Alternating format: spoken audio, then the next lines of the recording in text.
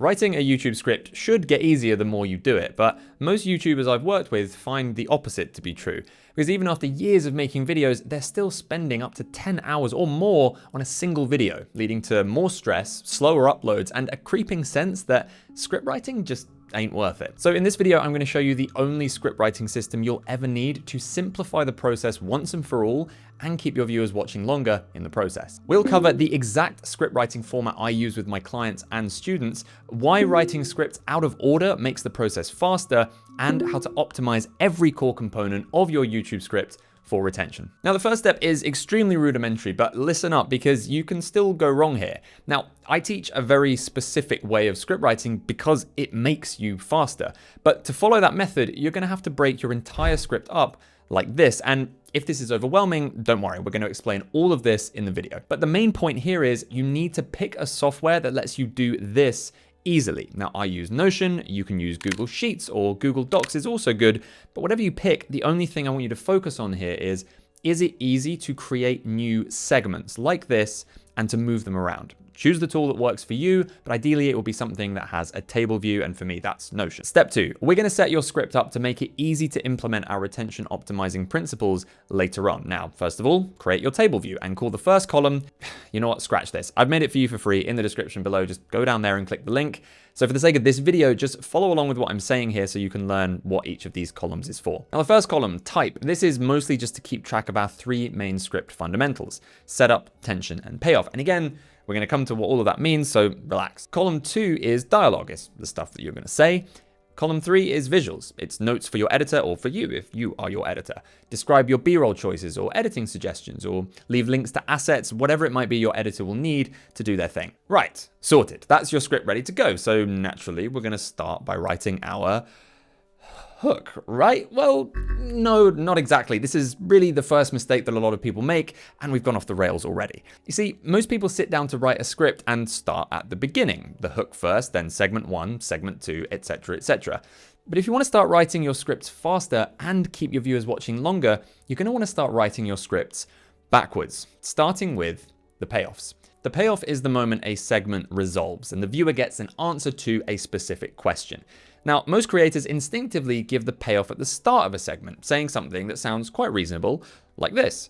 The single best way to save money without thinking about it is to automate a transfer the day after payday. But can you see the problem there? That is a payoff. That's the reveal. That's the thing that I, as the viewer, am supposed to be curious about. So starting a segment with something like that destroys the viewer's curiosity. Now, we are going to cover how to introduce a topic like this without giving the payoff up front shortly, but the headline for this part is plot your payoffs first and put them at the end of each segment, because forcing yourself to map out the punchy, exciting moments up front gives you a bird's eye view of the script skeleton. It's way easier to check the overall flow of A to B to C and whether you've actually got enough interesting payoffs in the first place. It's not a summary, and we don't want repetition here, but think of it as a sentence to get everyone back on the same page, to catch them up before moving on to the next segment. Here are 3 quickfire examples of what a payoff sounds like so you can learn to implement them in your own scripts. So for most people, training 3 to 4 times a week, somewhere between 10 and 20 sets per muscle group,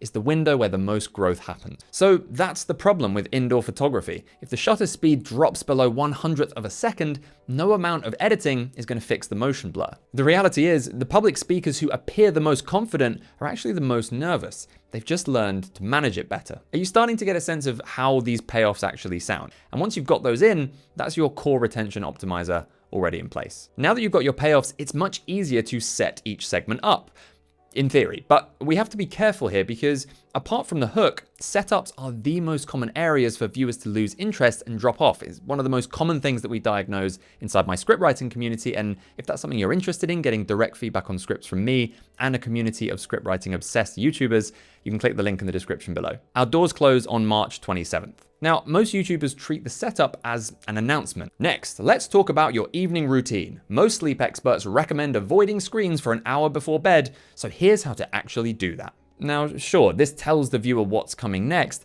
but on its own, it doesn't really create any curiosity. Now, the mistake a lot of YouTubers make is thinking that just because they hook their viewer at the start, that they'll have their attention for ages. But the truth is, your viewers, and think about yourself when you're viewing a YouTube video, you're constantly looking for reasons to leave. And if you don't feel like the next segment is going to be worth your time, you're going to go looking for something else. So to show you how to nail a setup, see if you can spot the difference between what I said just a moment ago and this rewrite. Next, let's talk about your evening routine, because you might be doing something in the 2 hours before bed that single-handedly causes you to feel tired the next day. So let me show you what it is and how to fix it. Did you feel that? It just, something shifted, right? Because after telling them what was coming up in the segment, I told them what it would cost them to ignore it and tied that cost back into the original reason they clicked this video in the first place, which in this case, we can fairly assume it's a video about how to stop being so tired every day. In a nutshell, we added recognizable stakes to our setup. So don't be tempted to start bulking out your script too soon. Payoffs first, then setups, and now you have a complete skeleton to cast your eye over and check you're happy with the flow. And side note, if you're working with a scriptwriter, get them to do this and check in with them at this point. It gives you a chance to course correct before they write the full script. Now, at this point, you might be thinking, when are we going to write the hook for this video? And I appreciate it's a pressing question and we are going to come to it, but we have one more step to cover first. And honestly, this is the step that trips YouTubers up the most when writing their scripts. Tension, or the bit between your setups and your payoffs, can feel like a bit of a living nightmare because it's just the longest bit, right? There's so many different ways you could go and it feels hard to systemize this. And a lot of my students find this hard to nail because if the setup is the bit that promised something exciting and the payoff, well, pays it off, then isn't the tension just withholding the information that the viewer actually cares about in a kind of frustrating way? Now, honestly, I get why it feels that way, but what I'm going to do now is show you the simple 3-step formula I use to write tension that allows you to teach the viewer new information continuously without giving away that payoff until the end. To explain it, let's look back over an earlier segment in this video, say the one where I was explaining payoffs a couple of segments ago. Now, you may remember I started by explaining the wrong way my students approach writing payoffs. Most creators instinctively give the payoff at the start of a segment, saying something that sounds quite reasonable, like this. Now, assuming I know my audience well, and I very much hope that I do, this holds up a mirror and shows my viewer their present state, the state that they want to get away from. And that's step one. Next, I describe the negative impacts resulting from that behavior to give my viewers an insight into why their current approach doesn't work. That is a payoff. That's the reveal. That's the thing that I, as the viewer, am supposed to be curious about. So starting a segment with something like that destroys the viewer's curiosity. Notice how we are continuously teaching the viewer something, but without touching on the payoff just yet. We're helping them understand why their current approach to whatever the topic is doesn't work, rather than just telling them that it doesn't work.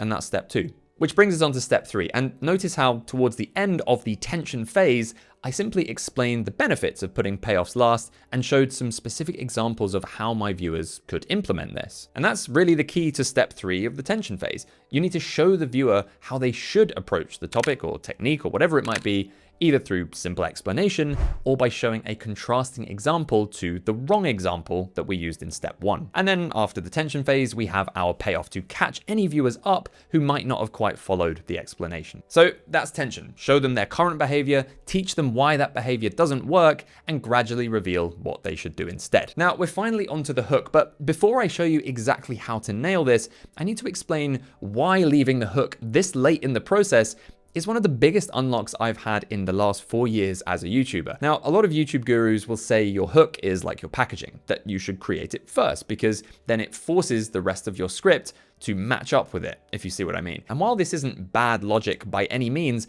it doesn't account for the raw reality of what writing a dang YouTube script is actually like. Because how many times have you sat staring at a brand new script, crushed by the pressure of writing a world-class hook, knowing that every misplaced word might completely wreck your retention? I'm in the business of balancing effective script writing with the ability to make progress and be consistent. And by leading with payoffs and then setups and then tension, I know that the first 30 minutes of my writing sessions are going to move me forward a ton, and that's something I value highly. But even more importantly, writing just isn't linear. Ideas warp and change as you go, so trying to write a hook that perfectly sells the value of a living, breathing blob monster of a script that hasn't even been written yet is rarely possible, in my experience.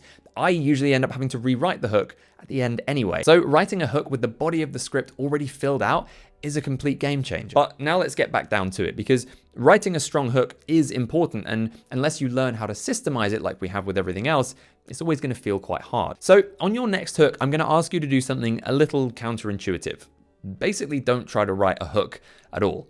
Instead, I want you to write a 3-step list. First, target. Write down bullet points for everything you know about who your video is for. Second, transformation. List all the core benefits your viewers will get if they watch this video to the end. Third is stakes, something we already thought about when adding our setups. Write down what the viewer stands to lose if they don't achieve the transformation.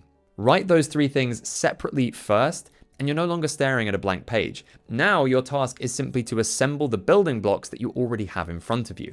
And over time, as you experiment with different hooks, you'll start to find those building blocks easier and easier to smash together. Now, the final part of the system is something that YouTubers normally skip altogether, but it's quietly one of the most overpowered YouTube hacks that I've ever seen, and taking this bit seriously is going to generate thousands of extra views for your channel with literally 2 minutes of effort. And we're talking about end screen call to actions. Now, most YouTubers who do make the use of their end screen cards will say something like this. If you want more advice on building muscle, check out this video next.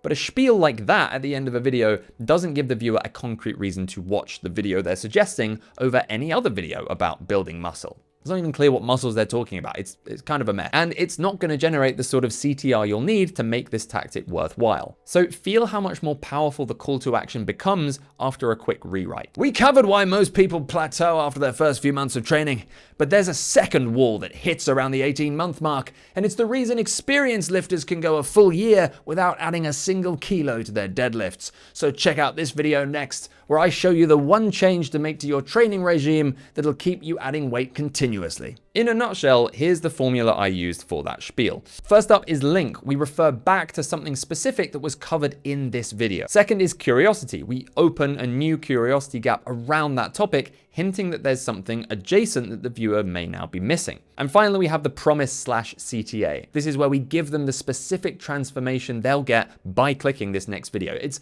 basically a setup for a new segment like we practiced earlier, except that segment is housed inside the next video. Now, we've talked a few times about creating curiosity in this video, but there's a specific mistake that even experienced YouTubers make when they try to do this, and it causes your retention to drop rapidly with no clear explanation for why. So watch this video next, where I'll show you exactly how you might be using curiosity wrong and the simple structural change you can use to fix it.